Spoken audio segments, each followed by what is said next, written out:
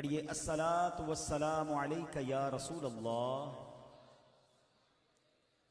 وعلی آلک واصحابک یا حبیب اللہ. الصلاۃ والسلام علیک یا نبی اللہ وعلی آلک واصحابک یا نور اللہ. اچھا، مجھے بلایا تو بیان کے لیے گیا تھا، مجھے کہا جا رہا ہے کہ نعت شریف بھی پڑھی جائے اور ایک کلام کی فرمائش کی گئی ہے. درود پاک پڑھ لیں، صلو علی الحبیب صلی اللہ تعالی علی محمد صلی اللہ علیہ وسلم. ماشاءاللہ ماشاءاللہ.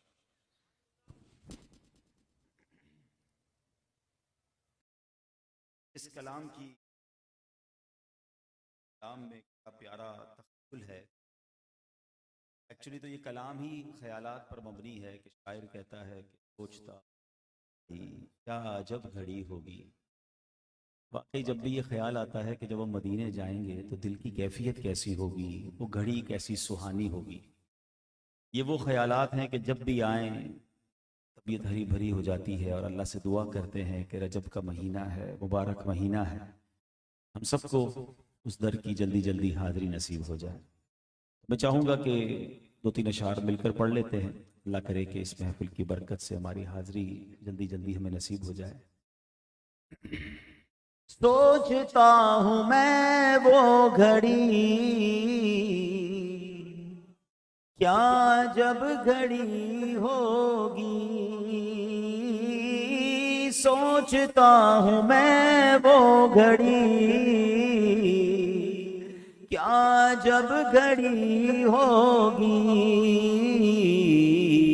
جب در نبی پر ہم سب کی حاضری ہوگی. مل کر جب در نبی پر ہم سب کی حاضری ہوگی. جب مکے سے مدینے جاتے ہیں اور مدینہ قریب آنے لگتا ہے تو ہوائیں بدلنے لگ جاتی ہیں، خوشبوئیں آنے لگ جاتی ہیں، دل کی کیفیت بدلنے لگ جاتی ہے. شاعر کہتا ہے اے ہوا اتنی کیوں معطر ہے، ایسی کیوں مہک رہی ہے. بات کیا ہے بات صبا اتنی کیوں معطر ہے. بات کیا ہے بات صبا اتنی کیوں معطر ہے. سبز سبز گنبد کو چوم کر چلی ہوگی، سبز سبز گنبد کو چوم کر چلی ہوگی. بڑی پیاری تمنا، ہاتھ اٹھا کر یہ تمنا، یہ دعا مل کر کر لیں. آرزو ہے سینے میں گھر بنے مدینے میں، آقا آرزو ہے سینے میں گھر بنے مدینے میں. ہو کرم جو بندے پر بندہ پروری ہوگی، ہو کرم جو بندے پر بندہ پروری ہوگی. سوچتا ہوں میں وہ گھڑی کیا جب گھڑی ہوگی، جب در نبی پر ہم سب کی حاضری ہوگی.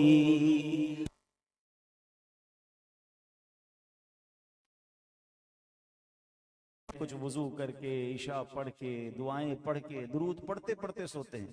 کہتے نا میں سو جاؤں یا مصطفیٰ کہتے کہتے، کھلے آنکھ صلی اللہ کہتے کہتے. اللہ کرے ایسا سونا نصیب ہو جائے کہ آنکھیں تو بند ہوں مگر ہم آقا کے قدموں میں پہنچ جائیں.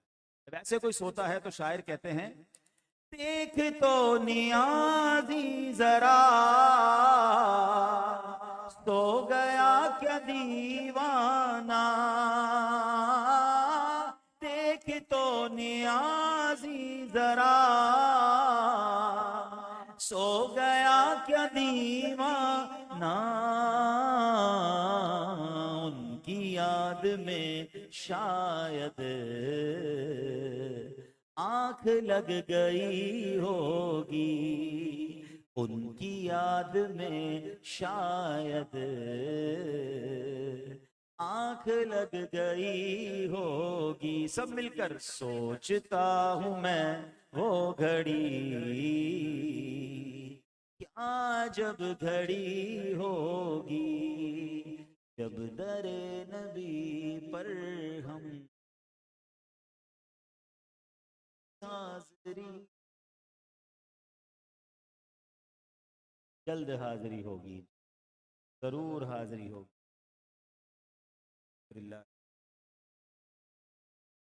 والصلاة والسلام على خاتم النبی، اما بعد فاعوذ باللہ من الشیطان الرجیم، بسم اللہ الرحمن الرحیم۔ پڑھیے الصلاة والسلام علیک یا رسول اللہ وعلى آلک واصحابک یا حبیب اللہ، الصلاة والسلام علیک یا نبی اللہ وعلى آلک واصحابک یا نور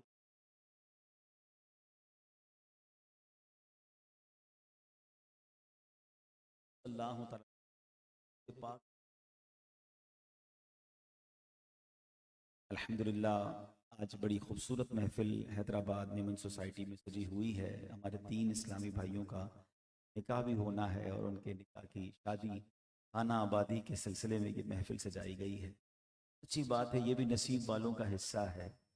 شادی کی خوشی میں، اپنی خوشیوں میں بھی ہم اللہ اور اس کے رسول کے ذکر کی محفل کو سجائیں، اور یہ بہت خوبصورت رواج ہے، اس کو عام ہونا چاہیے۔ الٹے سیدھے فنکشنز اور بے حیائی کے کاموں کی بجائے اللہ رسول کے ذکر سے اپنی خوشیوں کو دوبالا کرنا چاہیے۔ درود پاک ایک ایسا وظیفہ ہے، اتنی برکتیں ہیں، اتنے فضائل ہیں۔ میں آپ کو چند چیزوں کا ایک خلاصہ پیش کرنے سے پہلے ایک سوال کرنا چاہتا ہوں۔ لوگ مجھے یہاں سن رہے ہیں، پردے میں میری بہنیں، اسلامی بہنیں بھی سن رہی ہیں، سوشل میڈیا پہ یہ بیان لائیو بھی جا رہا ہے۔ اگر میں آپ سے یہ کہوں کہ اپنی ایک مسلمان ہونے کی حیثیت سے اپنی زندگی کی خواہشات کو لکھیے، آپ اپنی زندگی میں کیا کیا چاہتے ہیں، زندگی میں کیا چاہتے ہیں، مرتے وقت کیا چاہتے ہیں، اور قیامت کے دن کیا چاہتے ہیں۔ کبھی بیٹھے ٹیبل کرسی پہ بیٹھے ہو، کاغذ قلم ہاتھ میں لکھیے گا یار مجھے کیا کیا چاہیے، ٹھیک ہے۔ اب میں آپ کو چند حدیثوں کا خلاصہ پیش کرتا ہوں، درود پاک کب کب کہاں کہاں اور کیسے کیسے کام ہوتا ہے۔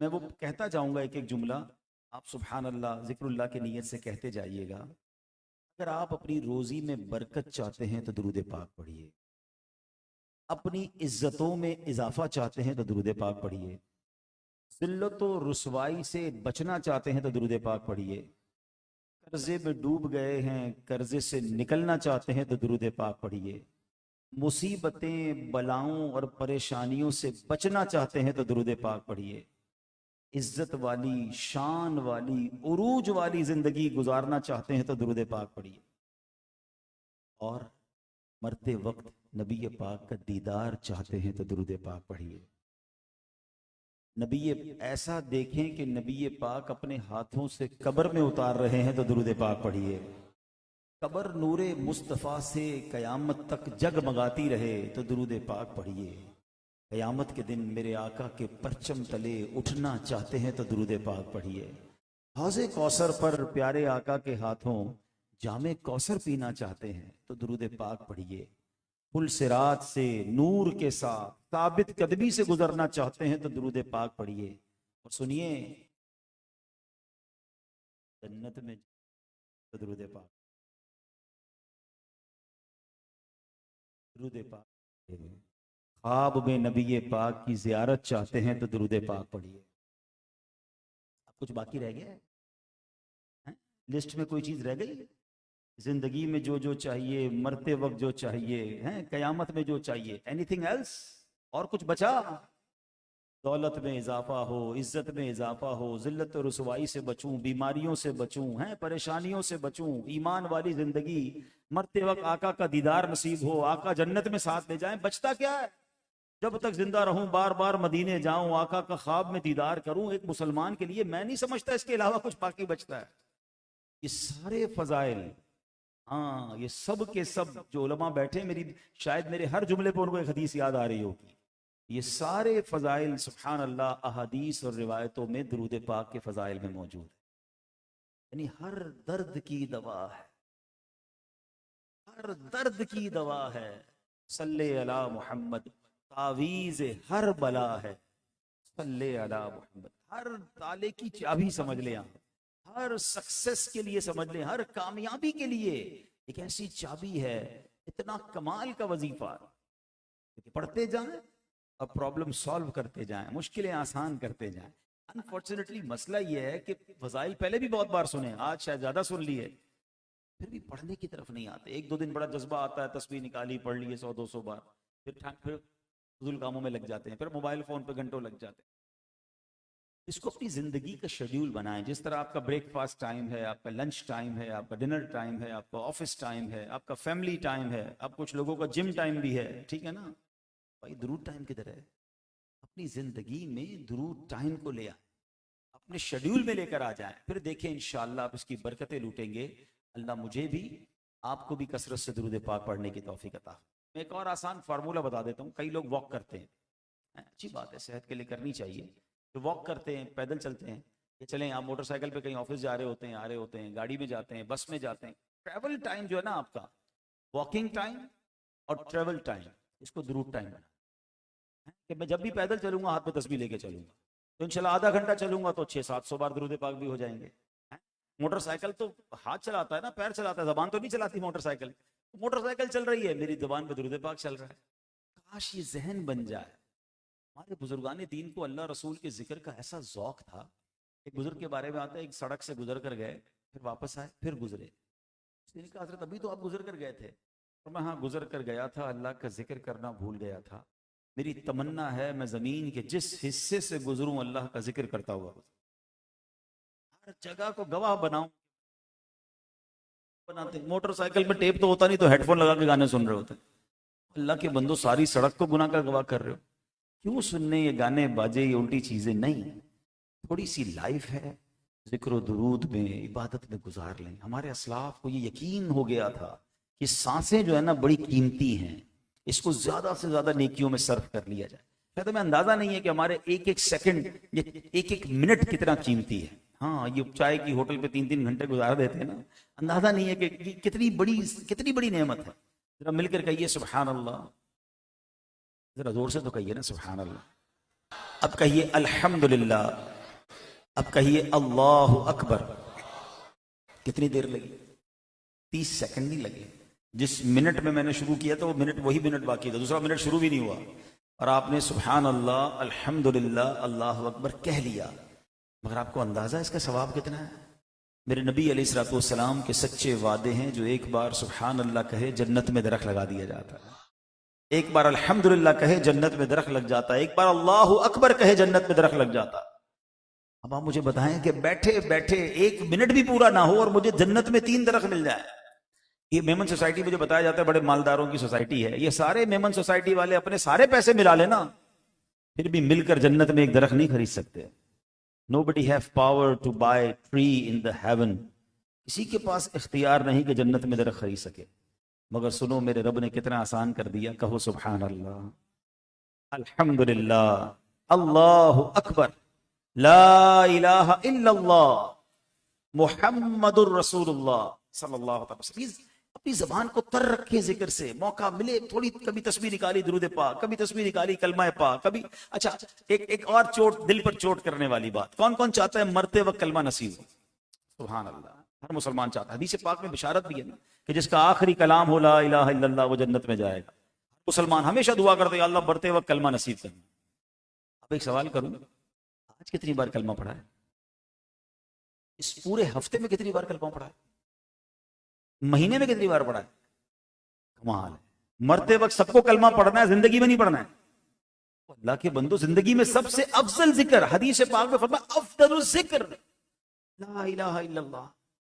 ٹائم ہی نہیں ہے. یا اللہ مرتے وقت کلمہ نصیب کرنا. بھائی زندگی میں تو پڑھو، عادت تو بناؤ. جس چیز کی عادت ہوگی وہی زبان پر جاری ہوگا نا. اس کو ایک اور انداز سے سمجھو. آپ نے دیکھا ہوگا کبھی موٹر سائیکل پر یا گاڑی میں جا رہے ہوں، اچانک جھٹکا لگتا ہے، ایکسیڈنٹ ہوتے ہوتے بچتا ہے. چیک کرو آپ کی زبان سے کیا نکلتا ہے. ہاں، کچھ لوگوں کی زبان سے گالی نکلتی ہے، تو یہ کیا الٹا سیدھا بولتے ہیں. اور کسی کی زبان پر یا رسول اللہ نکلتا ہے، لا الہ الا اللہ نکلتا ہے، یا غوث پاک نکلتا ہے. کیوں؟ جس کی عادت تھی نا، جھٹکا لگا وہ باہر آ گیا. سکرات کا جھٹکا لگنا ہے. موت کے وقت زبان بھاری ہو جائے گی. ایک بزرگ بڑی پیاری بات کہا کرتے تھے، مجھے بڑی دل کو لگی ان کی بات. وہ فرماتے اپنی زبان کو کلمے کا عادی بنا لو. جب موت کا جھٹکا لگے گا، زبان بھاری ہوگی، اس وقت بھی کلمہ جاری ہو جائے. مگر ادھر مہینہ مہینہ ہو گیا کلمہ نہیں پڑھا ہوگا. سوچو نا، کم از کم 100 بار تو روز کلمہ پاک پڑھ لو. اللہ سلامت رکھے میرے پیرو مرشد جو اتاری ہیں، ان کو شجرہ قادریہ عطا فرمایا، اس پہ وظائف عطا فرمایا، اس پہ لکھا ہے روز 100 بار کلمہ پڑھنا ہے. نہیں، ہم سے باتیں کروا لو لمبی لمبی. تو چلیں آج اس محفل کا پہلا یہ مدری پھول لے جائیں کہ فضول باتوں سے اپنے آپ کو بچائیں، اور ذکر اللہ، درود پاک، کلمہ پاک، اس کی عادت بنائیں. تھوڑی تھوڑی دیر بعد پڑھتے رہو انشاءاللہ. اگر اچھا میں چلے میمن بیٹھے میرے بھائی زیادہ ہیں یہاں پر، تو چلے آپ کو ذرا تھوڑا کیلکولیٹر کی زبان زیادہ سمجھ آتی ہے.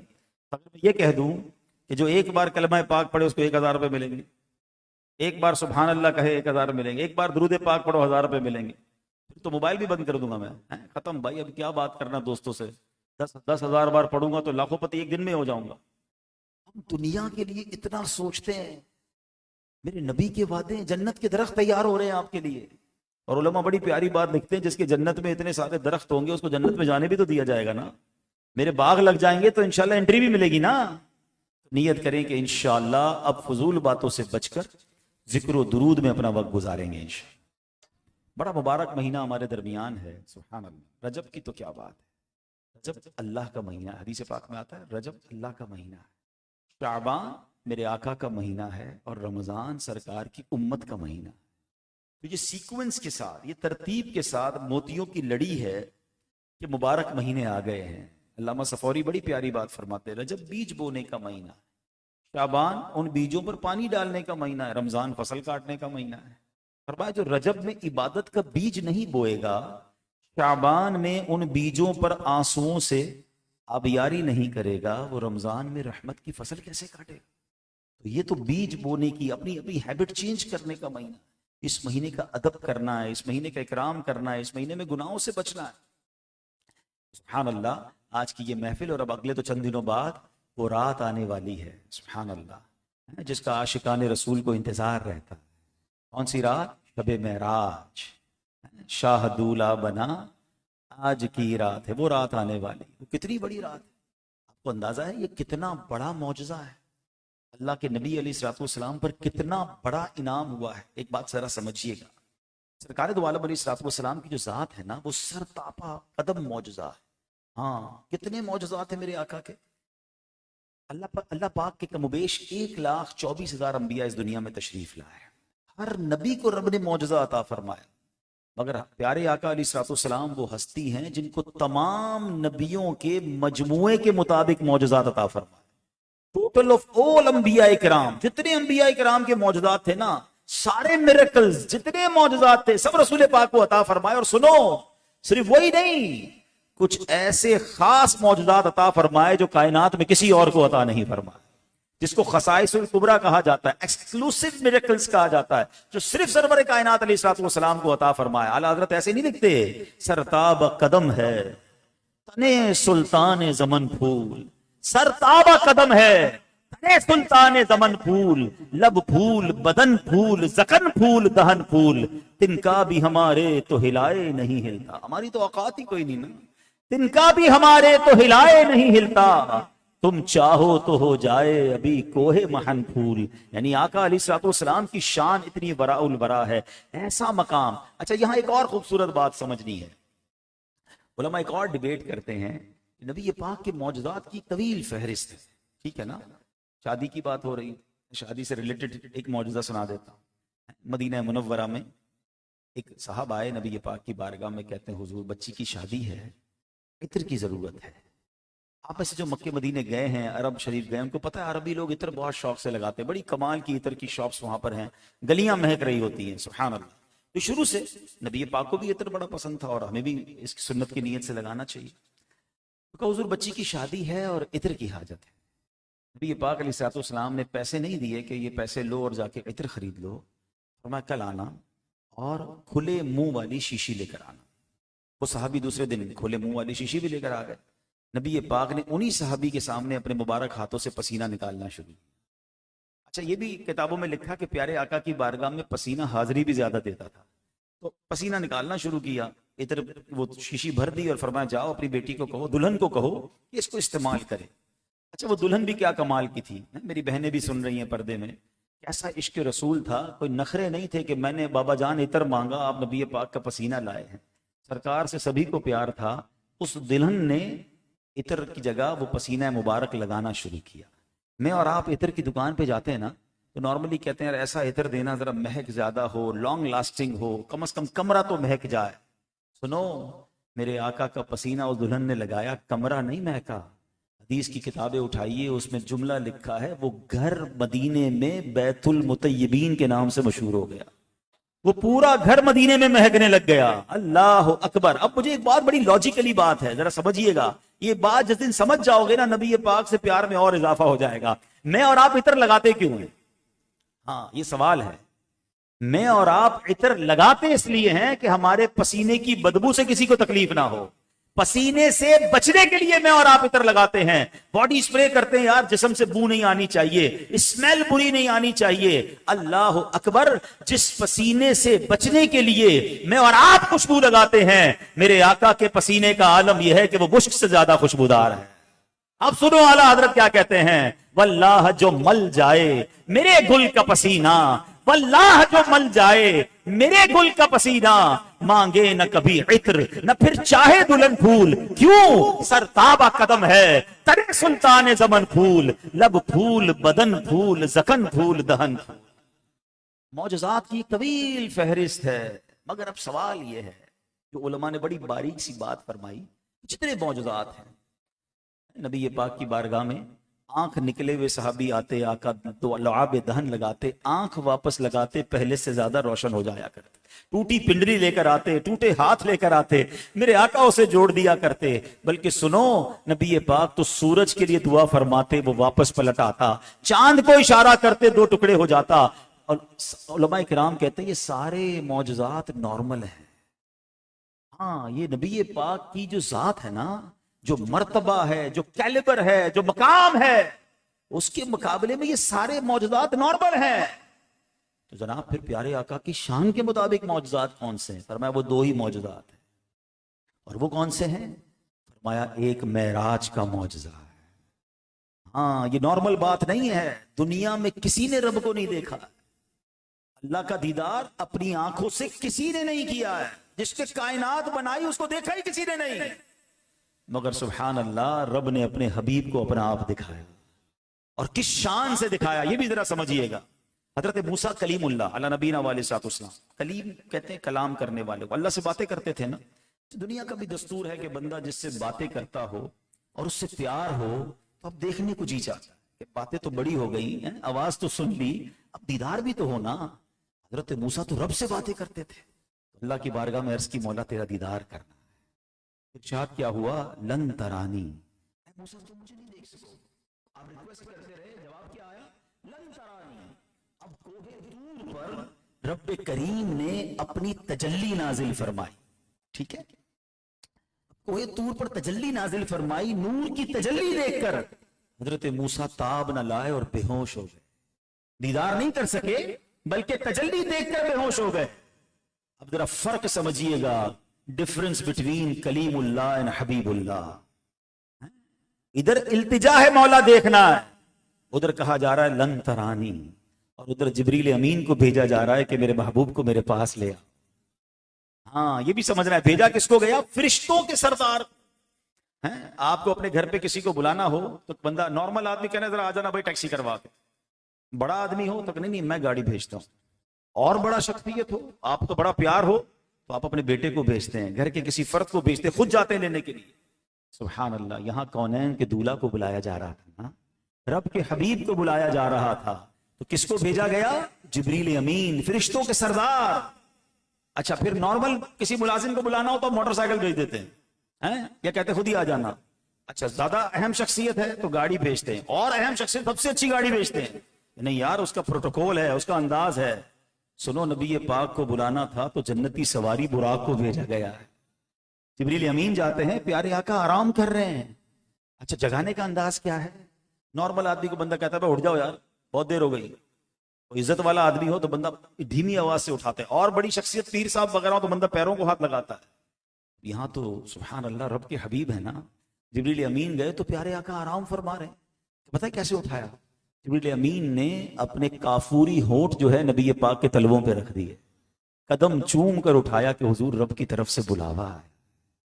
ادھر کہا جا رہا ہے مولا مجھے دیکھنا ہے، اور ادھر خود بلایا جا رہا ہے.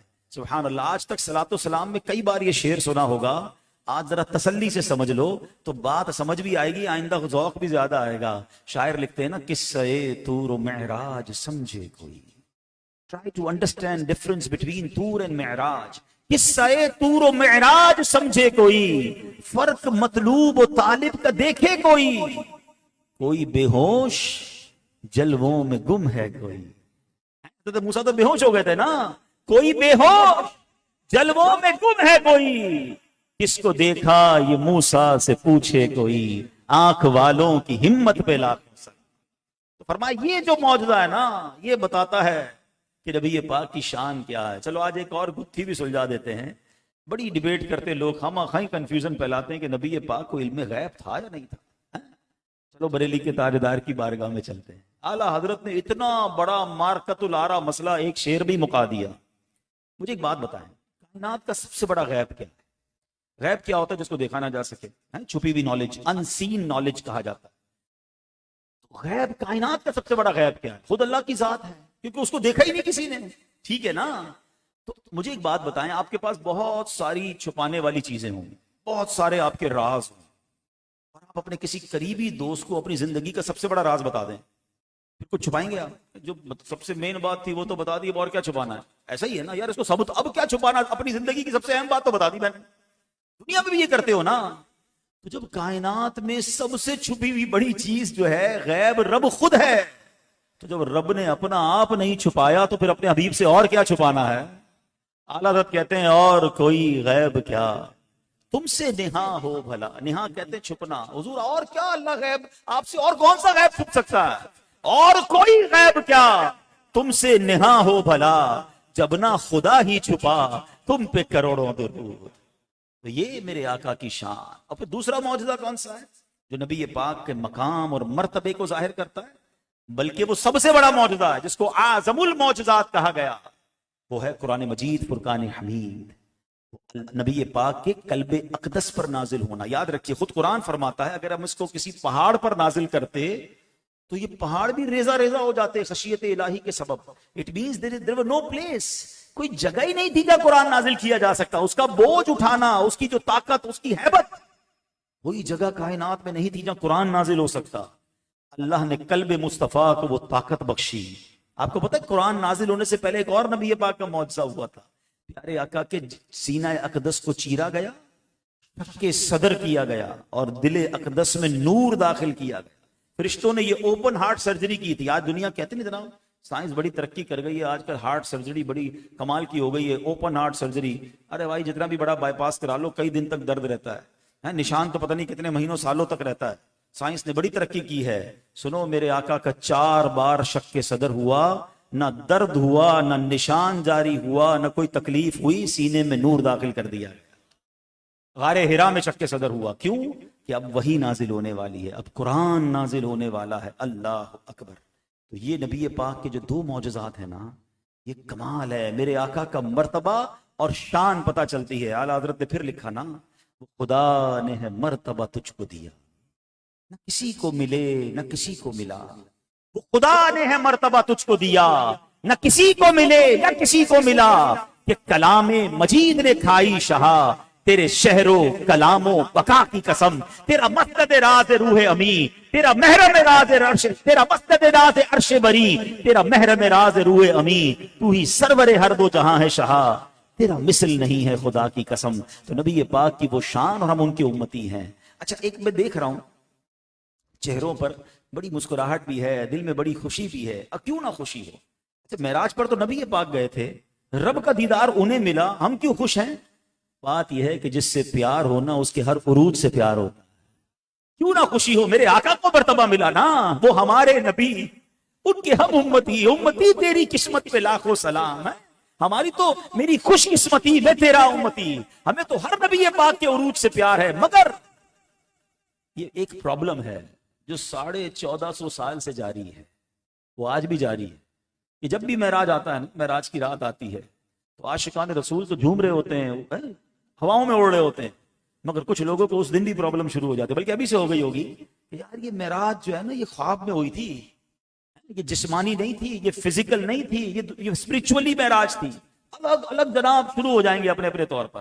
اچھی پرابلم اسی وقت سے جاری ہے، میں آج اس مسئلے کو حل ہی کر دیتا ہوں، آپ کو لاجیکلی جواب دے دیتا ہوں۔ بڑی نوجوان ہمارے موجود ہیں، ہر بندے کو یوٹیوب دیکھنا ہے، پھر جا کے کنفیوز ہونا ہے، پھر سوال کرنا ہے، تو پہلے ہی سوال لے لو، ٹھیک ہے، جواب لے لو آپ۔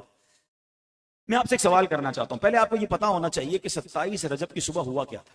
نبی پاک علیہ الصلوۃ والسلام شب معراج جب رات کے تھوڑے حصے میں بیت المقدس کی سیر کر کے، آسمانوں کی سیر کر کے، جنت کی سیر کر کے، رب کا دیدار کر کے، یہ طویل سفر کر کے واپس تشریف لائے تو ابھی تو کنڈی ہل ہی رہی تھی، بستر تو گرم ہی تھا، ٹائم تو گزرا ہی نہیں تھا، اتنا لانگ ٹریول کر کے میرے آقا واپس تشریف لے آئے۔ یہ الگ بحث ہے، میں بعد میں بتاتا ہوں کہ اتنا اسپیڈی ٹریول کیسے ہوا، لیکن میں جو پہلے وسوسہ ہے اس کی کاٹ کر دیتا ہوں۔ اب نبی پاک جب تشریف لے آئے تو فجر کے بعد پیارے آقا نے صحابہ کرام کا یوں سمجھے ایک مشورہ کال کیا اور بتایا کہ رب نے یہ مہربانی کی اور رات کے تھوڑے حصے میں یہ سارا ٹریول کر کے آئے۔ سارے صحابہ بڑے خوش کہ نبی پاک کی اتنی بڑی شان ہے۔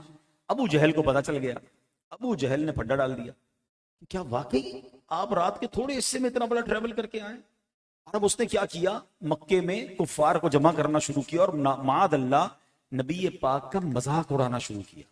کیسے ہو سکتا ہے رات کے تھوڑے حصے میں بیت المقدس ہو کر آ گئے؟ اچھا وہ کنفیوز جانا، ایک مہینہ آنا، رات عشاء نبی پاک نے مکے میں پڑھی ہے، فجر بھی مکے میں پڑھی ہے، تو رات میں ہی سب کیسے ہو گیا؟ اس کو یقین ہی نہ آیا، کیلکولیٹر والے لوگ تھے۔ اب انہوں نے کہا یہ پاسبل نہیں ہے۔ اب پتہ انہوں نے کیا کیا، ان ظالموں نے معاذ اللہ نبی پاک کا امتحان لینا چاہا۔ ٹھیک ہے آپ بیت المقدس دیکھ کر آئے نا، ایسا کریں بیت المقدس کی دیواریں بتائیں کیسی ہیں، کیونکہ ان کو یہ پتا تھا یہ آج تک زندگی میں گئے نہیں ہیں۔ نبی پاک باقاعدہ اناؤنسمنٹ کے ساتھ فزیکلی پہلے تشریف نہیں لے گئے تھے۔ اچھا کچھ لوگ تھے جو بیت المقدس سے ہو آئے تھے، تو ان کا اچھا یہ بتائیں پلر کیسے ہیں، دیواریں کیسی ہیں، رنگ کیسا ہے۔ اچھا اب میں بڑی لاجیکلی بات کر رہا ہوں، میں میمن سوسائٹی آیا ہوا ہوں، آپ کے درمیان بیان کر رہا ہوں، مگر مجھے یہ نہیں پتا میرے پیچھے کون سا سٹیج ہے۔ صحیح بتاؤں، میں آ کے بیٹھ گیا، میں نے نہیں دیکھا۔ آپ بھی کئی مسجدوں میں جاتے ہیں، اب آپ نے آج جمعے کی نماز جہاں پڑھی ہے، میں آپ سے کہوں بتائیں بھائی کتنے پلر ہیں، کیسا رنگ تھا، محراب کیسی؟ بھائی میں نماز پڑھنے گیا تھا، پلر گننے گیا تھا۔ اب نبی پاک سے بڑا عجیب و غریب سوال، آپ کہتے ہیں کہ بیت المقدس سے ہو کر آئے ہیں، تو ذرا بیت المقدس کا نقشہ بتائیں۔ انہوں نے سوال کرنا شروع کیے۔ سنو، میرے رب نے اپنے حبیب علیہ الصلوۃ والسلام کے لیے معاملہ کیسا آسان کیا کہ روایتوں میں آتا ہے میرے آقا کے سامنے بیت المقدس کو پیش کر دیا گیا۔ آج کہتے ہیں نا ہولوگرام ٹیکنالوجی ہے جناب، دنیا میں بیٹھ کر انٹرنیٹ پر ساری دنیا سرچ کرتے ہیں۔ ارے 1450 سال پہلے نبی پاک کے سامنے بیت المقدس کا نقشہ تھا۔ آقا فرماتے پوچھو کیا پوچھنا ہے، بتاتے پوچھتے رنگ کیسا ہے، نبی پاک دیکھ کر بتاتے رنگ ایسا ہے۔ پلر کتنے ہیں، آقا فرماتے پلر اتنے ہیں۔ وہ جو سوال کرتے گئے نبی پاک جواب دیتے گئے۔ اب جناب لوگوں نے کہا موقع اچھا ہے، ان کے بڑے اچھے ساتھی ہیں، ابو بکر ان کا نام ہے، بڑی ان سے محبت کرتے ہیں، مگر بندہ بڑا عقل مند ہے، بزنس مین بہت بڑا ہے، چلو اسے جا کر بہکاتے ہیں۔ دروازے کو کھٹکھٹایا۔ اس پوری کانورسیشن میں صدیق اکبر موجود نہیں تھے، حضرت ابوبکر صدیق کے گھر کو فارے مکہ پہنچے، دروازہ کھٹکھٹایا، دروازہ کھلتا ہے، سیدنا ابوبکر صدیق باہر آتے ہیں۔ کہا ہے ابوبکر تمہیں پتا ہے تمہارے نبی کیا دعویٰ کرتے ہیں؟ کہا کیا فرماتے ہیں؟ کہا وہ کہتے ہیں رات کے تھوڑے حصے میں بیت المقدس سے ہو کر آ گئے ہیں، آسمان پر بھی گئے ہیں۔ اے ابوبکر یہ کیسے ممکن ہے؟ صدیق اکبر فرماتے ہیں کہ واقعی میرے نبی ایسا کہتے ہیں؟ ہو سکتا ہے جو دروازے پر گیا تھا اس نے سوچا ہوگا آج موقع اچھا ہے، لگتا ہے دیوار ہل رہی ہے، ہاں ہاں تمہارے نبی ایسا ہی کہتے ہیں۔ سنو میرے صدیق اکبر نے کیا کہا. سیدنا ابو بکر کہتے ہیں میرے آقا فرماتے ہیں تو حق فرماتے ہیں. ارے کوئی تعویل نہیں, کوئی ڈیٹیل نہیں, کوئی کیلکولیشن نہیں, بس ایک ہی جواب تھا, اگر نبی پاک فرماتے ہیں تو سچ فرماتے ہیں. ارے ابو بکر کا نام جو صدیق پڑ گیا, صدیق اکبر مشہور ہو گئے, یہ وہ صداقت تھی, یہ نبی پاک کی اس بات کی تصدیق کرنا تھا کہ آپ کا لقب ایک روایت کے مطابق اسی وجہ سے صدیق پڑھا. اچھا سنو تو صحیح, پنجابی لوگ بڑی پیاری بات کہتے ہیں. بیٹھا تو حیدرآباد میں ہوں, سندھ میں ہوں, مگر پنجابیوں کی ایک بات بڑی پسند آتی ہے. وہ کہتے ہیں اسی سوچن والے نہیں, اسی منن والے ہیں. ہر معاملے میں سوچنا نہیں ہے, آقا نے فرمایا تو حق فرمایا. اچھا جناب, اب میں آتا ہوں اپنے جواب کی طرف. آج بھی, اس وقت بھی پھڈا ڈالا تھا, اس وقت بھی صحابہ خوش تھے, صدیق اکبر اس وقت بھی خوش تھے, ابو جہل والے اس وقت بھی کنفیوز تھے. آج آپ دیکھ لیجئے, اس شاقان رسول آج بھی خوش ہیں, کچھ آج بھی کنفیوز ہیں, انہی کا قصور ہے. لیکن میں ایک مسئلہ حل کر دیتا ہوں. اگر یہ تھوڑی دیر کے لیے مان لیتے ہیں کہ معراج خواب میں ہوئی تھی, معراج فزیکلی نبی پاک تشریف نہیں لے گئے تھے, ان کا کہنا ہے کہ خواب میں ہوئی تھی. اب مجھے بتائیں, کبھی آپ صبح اٹھیں, یہ ہمارے شہزاد بھائی, ان کا چھوٹا سا بیٹا بھی بڑا پیارا امامہ باندھتا ہے, وہ اٹھ کر کہے ابو جان کو کہ ابو جان میں رات خواب میں امریکہ گیا, پھر لندن گیا, پھر دبئی بھی گیا, اور صبح اٹھا تو ابو جان میں اپنے کمرے میں ہی تھا. شہزاد بھائی کیا کہیں گے؟ کوئی بات نہیں بیٹا, سو جا, میں بھی روز خواب میں گھومتا رہتا ہوں. خواب میں تو سارے جاتے رہتے ہیں, ہم تو بلکہ تمنا کرتے ہیں اللہ کرے خواب میں روز مدینے جائیں. مجھے ایک بات بتائیں, ابو جہل کا وہ جھگڑا کرنا ہی ہمارا جواب ہے. اگر نبی پاک نے 27 رجب کی صبح یہ دعویٰ کیا تھا کہ میں خواب میں بیت المقدس گیا تھا, تو جھگڑا بنتا ہے. سمجھ آ رہی ہے بات, نہیں آ رہی سمجھ؟ اگر پیارے آقا نے یہی کہا تھا کہ میں خواب میں بیت المقدس گیا تھا, خواب میں آسمانوں کی سیر کرنے گیا تھا, تو جھگڑا تو بنتا ہی نہیں. یہ جھگڑا ہی بتا رہا ہے, یہ آرگیومنٹ بتا رہا ہے, یہ صدیق اکبر کے گھر پہ جانا بتا رہا ہے کہ میرے آقا نے دعویٰ یہی کیا تھا کہ میں فزیکلی, جسمانی طور پر بیت المقدس گیا. بات آ گئی سمجھ؟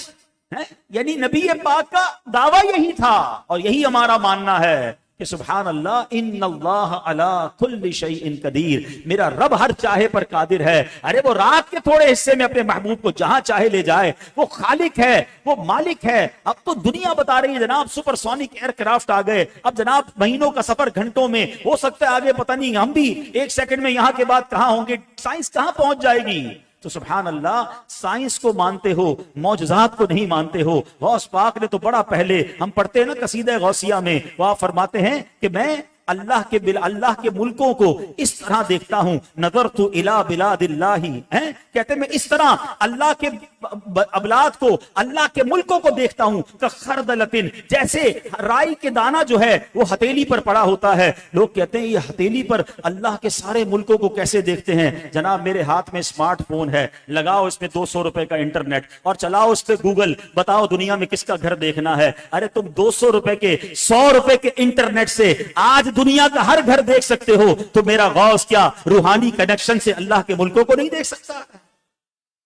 سائنس اب تو سمجھا رہی ہے, پھر بھی کرامت لوگوں کو سمجھ نہیں آئے تو عقل کے اندھوں کا ہمارے پاس علاج نہیں. تو بہرحال معراج خوش دلی سے منائیے, ذوق و شوق سے منائیے, یہ نبی پاک کے غلاموں کا حصہ ہے. وہ کہتے ہیں نا, ارے بھائی تم میلاد مناتے ہو, یہ کہاں لکھا ہے؟ ہم نے پہلے ہی جواب دے دیا, ہمارے نصیبوں میں لکھا ہے, ہم عاشقان رسول کے نصیب میں لکھا ہے, اور انشاءاللہ ہم مناتے رہیں گے. میرے رضا نے تو بڑا پہلے کہہ دیا, آؤ مل کر پڑھ لیتے ہیں. رہے گا یوں ہی ان کا چرچا رہے گا, یوں ہی ان کا چرچا رہے گا, پڑے خاک ہو جائیں جل جانے والے, پڑے خاک. معراج تو جب آتا ہے ہمارے عشق میں اضافہ کرتا ہے, ایسا مرتبہ میرے آقا کا, سبحان اللہ. جنت کی سیر کرائی جا رہی ہے, عرش کا مہمان بنایا جا رہا ہے, دولہا بنایا جا رہا ہے, سبحان اللہ. باتیں تو بہت ساری یاد آ رہی ہیں, مگر دولہے انتظار کر رہے ہوں گے کہ بھئی ہمارا بھی تو نکاح پڑھا دیں, ہمارا بھی تو کام پورا کریں. تو چلے اب میں بیان اینڈ کی طرف لاتا ہوں, اور کچھ دولہے میاں سے اور کچھ خاندان والوں سے بات کر لو. بہرحال شب معراج بڑا خوبصورت واقعہ ہے. دعوت اسلامی کے اجتماع میں بڑی رات کو جانا ہے آپ نے, اور مدنی مذاکرہ بھی دیکھنا ہے. اس میں انشاءاللہ تفصیل سے واقعات بھی بیان ہوں گے, اور پھر اس رات کیا کیا عطائیں ہوئیں وہ بھی بات ہوگی. معراج کی رات ایک تحفہ ملا تھا, یاد ہے نا؟ اچھا, ایک اور بڑی خوبصورت بات ہے, ہم پر تو زکوٰۃ بھی فرض ہے, روزہ بھی فرض ہے, حج بھی فرض ہے. یہ سارے احکام جبریل امین آسمان سے لے کر نبی پاک زمینوں پر آئے, زمین پر آ کر پیش کیے نا. مگر نماز کہاں بلا کر دی گئی ہے؟ سوچو, فرق دیکھو. آپ کے گھر پر آپ کا کوئی پیارا آئے, آپ سب سے پیارا تحفہ دیتے ہیں. اللہ کے حبیب گئے تھے نا, تحفے میں کیا ملا ہے؟ نماز ملی ہے. اچھا, نمازیں بھی 50 ملی تھی, وہ بھی ہم پر مہربانی ہوئی, ڈسکاؤنٹ کرتے کرتے کتنی ہو گئی؟ 5. مگر حکم کیا ہوا؟ لا تبدیل لکلمات اللہ. محبوب ہمارے کلمے بدلتے نہیں, تیری امت پڑھے گی 5, ثواب 50 کا ہی دیا جائے, پھر بھی نمازیں قضا کرتے ہو یار. یہ تو معراج کا تحفہ ہے. اچھا, ایک اور عشق والی بات کہوں, نبی پاک کہاں گئے تھے؟ اللہ کی بارگاہ میں دیدار کیا نا. ہم بھی تو بندے ہیں, دل تو ہمارا بھی چاہتا ہے نا اللہ کا دیدار کرے. بات سوچنے والی ہے. دنیا میں تو ایک ہی ہستی ہے جن کو رب کا دیدار ملا, مگر پتہ ہے ہمارے آقا ہمارا بھی انتظام کرائے ہیں. جو نماز کا تحفہ لے کر آئے نا, آقا فرماتے نماز مومن کی معراج ہے. جو نمازی ہوگا نا, قیامت کے دن اس کو اللہ کا دیدار کرایا جائے گا. اگر آپ کو بھی اللہ کا دیدار کرنا ہے نا, تو نماز نہ چھوڑا کرو. نماز پابندی سے نیت کر لیں, جس کی پکی نیت ہو ہاتھ اٹھائے. آج کے بعد کوئی نماز قضا نہیں ہوگی انشاءاللہ. ہاں, یہ رجب کا مہینہ تو نماز کو ریمائنڈ کال دینے کے لیے آتا ہے. اور اب ماشاءاللہ یہ شادی ہونے جا رہی ہے, نکاح ہوں گے, نوجوان بھی بڑی تعداد میں ہیں. میں اپنے دل کا درد آج آپ سب سے شیئر کرنا چاہتا ہوں. یہ بہت اچھی بات ہے کہ شادی میں انہوں نے محفل کی ہے, مگر ہو کیا گیا ہے, یہ نعت خوانیاں بھی اب فارمیلٹی بن گئی ہے کہ شادی کے ایک فنکشن میں سے ایک فنکشن نعت خوانی بھی ہے, مگر اس کے بعد سارے ٹیڑے فنکشن بھی ہونے ہیں. یہ نہ کیا کرو میرے بھائیوں. پہلے میری بات سمجھ لو, میں جو سمجھانا چاہ رہا ہوں. مجھے دو تین چیزوں کا جواب دیں گے. خوشی دینے والا کون ہے؟ زور سے کہیں گے. خوشی دینے والا کون ہے؟ دولت دینے والا کون ہے؟ نعمت دینے والا کون ہے؟ سب دینے والا اللہ ہے نا. دنیا عقل کیا کہتی ہے؟ مجھے کوئی دوست تحفہ دے, مجھ پر کوئی مہربانی کرے, تو ہم کیا کہتے ہیں؟ شکریہ, جزاک اللہ. کبھی کوشش کرتے ہیں وہ ناراض نہ ہو, یار میرا خیال رکھتا ہے. بڑے عجیب لوگ ہیں کہ رب جب ہمیں نعمتیں دیتا ہے, ہونا کیا چاہیے کہ ہم اللہ کو راضی کرنے والے کام کریں. مگر شیطان نے ہمارے ساتھ ایک گیم کی ہے, ہم سمجھ نہیں پا رہے. ہماری ہر خوشی میں اس نے رب کی ناراضگی شامل کر دی ہے. Whenever we try to celebrate something, جب بھی ہم کوئی خوشی بنانے جاتے ہیں نا, شیطان اس میں کوئی گناہ شامل کرواتا ہے تاکہ اللہ ناراض ہو جائے. خوشی دی رب نے ہے, وہی ناراض ہو جائے. بچہ پیدا ہوا, بڑی نعمت ہے. ہم برتھ ڈے میں کیا کرتے ہیں؟ کون کہتا ہے برتھ ڈے نہ منائیں؟ اچھے طریقے سے منائیں. مگر برتھ ڈے میں گانے ہوں گے, میوزک ہوگا, بے پردگی ہوگی. وہی بچہ بڑا ہوا, اب اس کی شادی کرنی ہے. کتنی بڑی نعمت ہے. پوچھو ماں باپ سے جن کے بچوں کی شادیاں نہیں ہو رہی, دعائیں کرتے ہیں, مگر جیسے ہی شادی کا موقع آتا ہے, سچ بتاؤ کون سا گناہ ہے جو نہیں کرتے؟ ناچ گانے, بے حیائی, بے پردگی, آتش بازی, جوا, شراب, اب تو پتہ نہیں کیا کیا ہونے لگا. میوزیکل نائٹ, تو اللہ اکبر. آپ خود سوچیں, ہم چند لوگوں کو راضی کرنے کے لیے سب کرتے ہیں. دوست راضی ہو جائیں, رشتہ دار راضی ہو جائیں, ناراض کس کو کر رہے ہیں؟ رب کو. یاد رکھو, قرآن میں رب فرماتا ہے لَإِن شَكَرْتُمْ لَأَزِيدَنَّكُمْ, تم میرا شکر ادا کرو میں تمہیں اور عطا کروں گا. لیکن اگر ناشکری کرو گے تو میرا عذاب سخت تر ہے. ہم یہ مسٹیک کر رہے ہیں. ہمارے پاس لوگ آتے ہیں, کہتے ہیں یار دھوم دھام سے شادی کی, کروڑوں روپے بچی پر خرچہ کیا شادی پر, بچی اپنے سسرال میں خوش نہیں ہے, یار اولاد نہیں ہو رہی ہے, یار میاں بیوی میں نہیں بن رہی ہے. اب مجھے ایک بات بتاؤ, تم نے اس شادی میں اللہ کو ناراض کرنے میں کسر کیا چھوڑی؟ ہمیں کیا ہو جاتا ہے؟ اچھا گھر اللہ کی نعمت ہے, مگر اسی گھر میں دوستوں کی پارٹی کرنی ہے. کرو نا قرآن خوانی, کرو نعت خوانی, کس نے منع کی؟ کھلاؤ اچھا کھانا, کس نے منع کیا ہے؟ مگر ادھر بھی ناچ گانے. اچھا اللہ پاک نے اچھا سا بزنس دیا, کوئی پلازا بن گیا, کوئی آپ کا بزنس شروع ہونے والا ہے, اب بزنس شروع ہوتے وقت بھی جو پارٹی ہوگی اس میں بھی ناچ گانے شامل کر دیے. ہم سمجھ نہیں پا رہے, شیطان کان پکڑ کر ہم سے کھیل رہا ہے کہ تم جب بھی اللہ تمہیں کوئی نعمت دے, تم ایسے خوشی منانا کہ رب ناراض ہو جائے. یاد رکھو, یہ اللہ کو غضبناک کرنے والی باتیں ہیں جس سے نعمتیں چھین لی جاتی ہیں. سیدنا حسن بصری فرماتے ہیں کہ جب تک اللہ کی نعمت کا شکر ادا کیا جاتا ہے, اللہ اس نعمت میں برکت عطا فرماتا ہے, اور جب ناشکری کی جاتی ہے اللہ اسی نعمت کو عذاب بنا دیتا ہے. میں نے جب یہ روایت پڑھی نا, میں سوچا نعمت عذاب کیسے بن جاتی ہے. پھر میں نے غور کیا, کہ بیوی تو بہت بڑی نعمت ہے، لوگ دعائیں کرتے ہیں اچھی عورت کے لیے، مگر ہم نے دیکھا کئی لوگوں کی شادی ہوئی اور گھر ہی برباد ہو گیا. ارے شادی کے بعد نعمت تھی، مگر ایسا تو نہیں کہ ناشکری کی. اولاد اللہ کی نعمت ہے، ساری زندگی بندہ دعا کرتا ہے، مگر ہم نے دیکھا ہے کہ کچھ اولاد ایسی ہوئی کہ ماں باپ کو ہی مار کے گھر سے نکال دیا. نعمت ہی عذاب بنا دی گئی نا. مال نعمت ہے نا، غریب آدمی دعا کرتا ہے یا اللہ پیسے دے دے. ہم نے دیکھا کئی لوگوں کو مال تو ملا، مگر اس مال ملنے کے بعد وہ بیچارہ ایسے غلط کاموں میں پڑ گیا اور بعد میں جا کے جیل میں گرفتار ہو گیا. یہ لوگ اٹھا کے لے گئے اس کو. ارے مال تو نعمت تھی، ایسا تو نہیں ناشکری ہوئی کہ مال ہی عذاب بن گیا. سمجھو اس بات کو.